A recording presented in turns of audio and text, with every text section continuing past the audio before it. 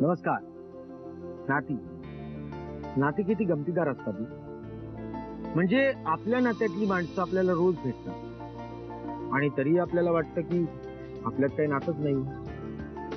आणि काही अनोळखी माणसं ही अशी दुरून दिसत राहतात पण वाटत राहतं की काहीतरी ऋणानुबंध पक्के आहेत आपले. नाती खरंच गमतीदार. जसं आपलं नातं हो, देव बनवतो ना.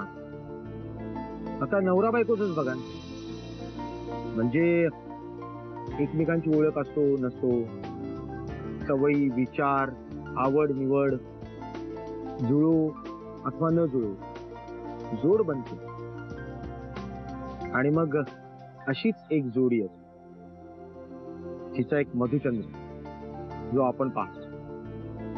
आजची जोडी तशीच नाही, विजोड अजिबात नाही, एकदम समर्पक, एकमेकांना सांभाळून घेणारी.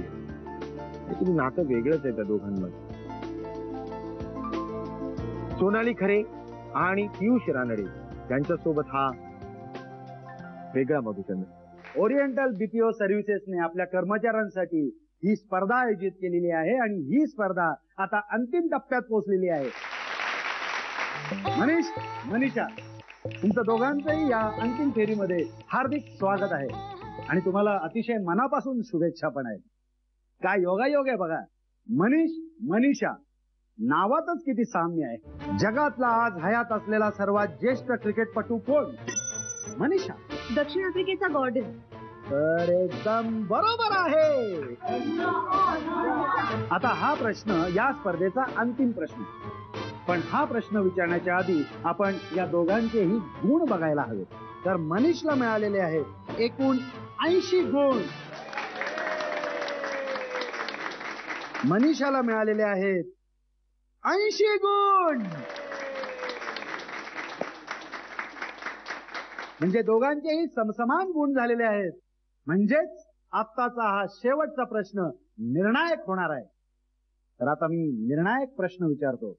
मनीष, मनीषा तयार राहा. कृष्णाजी मंत्री नावाचा क्रिकेट प्रेमी या माणसाचा नातू भारतातर्फे कसोटी सामना खेळायला गेला, त्याचं नाव काय? सुनील गावस्कर. उत्तर एकदम बरोबर आहे. T20च्या मॅच सारखी आजची ही स्पर्धा क्षणाक्षणाला उत्कंठा वाढवली. या दोन्ही स्पर्धकांनी अतिशय तरबेज असे उत्तर देऊन ही स्पर्धा जिंकलेली आहे. महिना कसा गेला कळलंच नाही ना. मला तर कालच स्पर्धा संपल्यासारखी वाटते. पण तुला माहितीये का, तू ते हॉकीचं गोल्ड मेडल विकण्याचं नाव काय पटकन सांगितलंस रे. मला तर क्षणभर वाटलं की ते गोल्ड मेडल त्याने तुलाच विकलं की काय. हा नाही म्हणजे लक्षात कसं राहणार ना. मग आयुष्याच्या स्पर्धेतही आपण असंच खेळू, जिंकू आपण. मग तू या स्पर्धेत माझी जोडीदार होशील? सचिनच्या बॅटिंगवर झाले मी फिदा. सेहवाग आणि द्रविडची वेगळीच अदा. थांबा उखाणा व्हायचाय पूर्ण अजून. सेहवाग आणि द्रविडची वेगळीच अदा. धोनीच्या संघाने मारली वर्ल्ड कपची जंग आणि मला आवडते मनीष रावांची सातसंग. एनर्जी ड्रिंक, ते दूध वगैरे आता आउटडेटेड झालंय. नवीन एनर्जी ड्रिंक प्लेयर्स लोक पितात ना फील्डवर ते. वाव, अमेझिंग यार. म्हणजे मला जर का आधी माहिती असतं ना की तू इतका स्पोर्टिंग आहेस तर मी सुद्धा सचिनचा 10 नंबरचा टी शर्ट घातला असता. टी शर्ट वगैरे सोड ग. हॉकी आणि फुटबॉल मध्ये गोल्डन गोल असतो, आयुष्यभर लक्षात राहतो. काय मस्त रूम आहे रे. मला ना अगदी लॉर्ड्स मध्ये आल्यासारखं वाटतंय. Lord's, oh my god. एक मिनिट, काय? एकच मिनिट.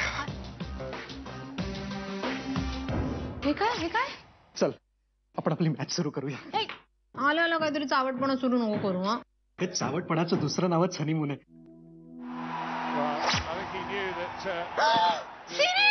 सिरीज सिरीज अरे शी. आपल्या लग्न आणि हनीमूनच्या गडबडीत ना इतकी इम्पॉर्टंट सिरीज मी विसरूनच गेले होते. नो अगं ती सिरीज जाऊ दे ना, आपण आपला हनीमून करू. चल मॅच खेळू. नाही, आधी मला बघू देत बॅटिंग कोण करता येते, मग ठरेल की आपली मॅच होईल की नाही ती. तो सचिन तिथे इंग्लंडमध्ये आणि इंग्लंडमध्ये त्याच्या बॅट आणि बॉलचं हनीमून होत नाहीये आणि इथे तुला आपल्या हनीमूनची पडले. हा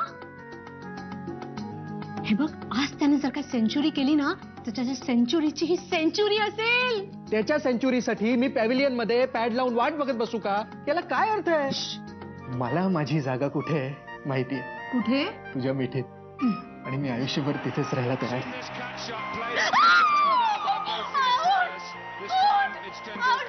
तुला सांगत होते मी तिथेच उभा राहा म्हणून. झालं ना आता माझा सचिन आउट.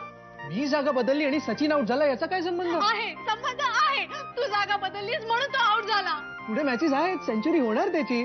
पण तू आपल्या हनीमूनची विकेट का काढतेस ग? हे बघ, क्रिकेटची प्रत्येक गोष्ट माझ्या जिवारी लागते आणि सचिन बद्दलची तर जास्तच. शी, माझा ना आता मूडच गेलाय. खड्ड्यात गेला ते हनीमून. मला नाही करायचं हनीमून. मिळवलं चाललं झोपायला आता. हे बघ, हे बघ.